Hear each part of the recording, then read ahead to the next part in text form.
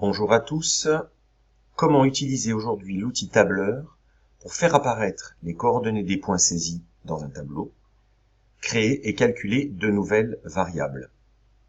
Cette capsule fait référence à l'onglet C dans le classeur Fiche méthode Lattice Pro. Nous repartons des points déjà préalablement saisis lors d'une étude vidéo, comme par exemple ici la chute d'une balle sur l'axe vertical. Étape numéro 1, pour simplifier l'étude, nous allons renommer les variables obtenues lors de la vidéo. Pour ce faire, double-clic sur mouvement X, apparaît une fenêtre où mouvement X va être transformé en X. L'unité ne change pas. Nous allons procéder de la même façon pour mouvement Y.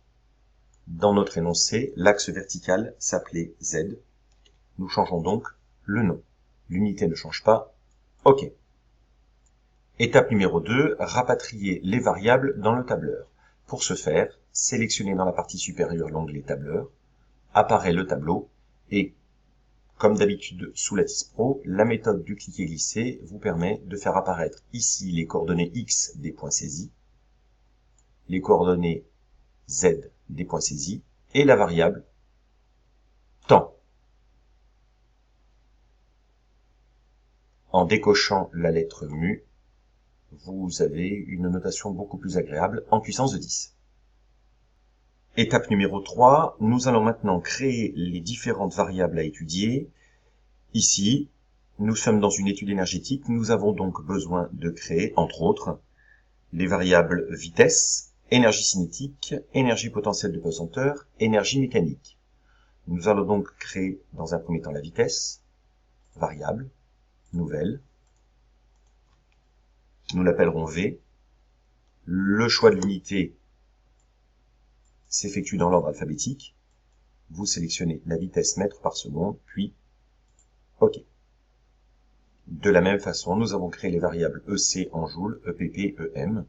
Les variables s'incrémentent ici dans la partie de gauche, dans l'onglet courbe, pour un tracé ultérieur. Étape suivante, calculer les valeurs d'une variable créée à partir de valeurs existantes. Ici, nous allons calculer la valeur de la vitesse V. Sélectionnez la colonne correspondant à la variable V, puis, dans la case fx ici, rentrez la formule mathématique permettant le calcul de cette vitesse. Ici, égale, dérive, z, point virgule, temps. Le calcul s'effectue automatiquement.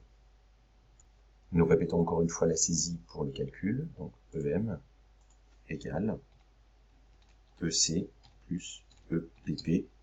Chaque cellule va s'incrémenter de la somme des deux précédentes.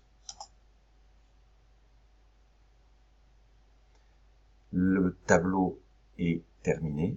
Nous avons donc saisi et remplacé le mouvement de Y par Z. Le temps a été additionné au tableau. Nous avons évalué la valeur de V, la valeur de l'énergie cinétique, la valeur de l'énergie potentielle de pesanteur, la valeur de l'énergie mécanique.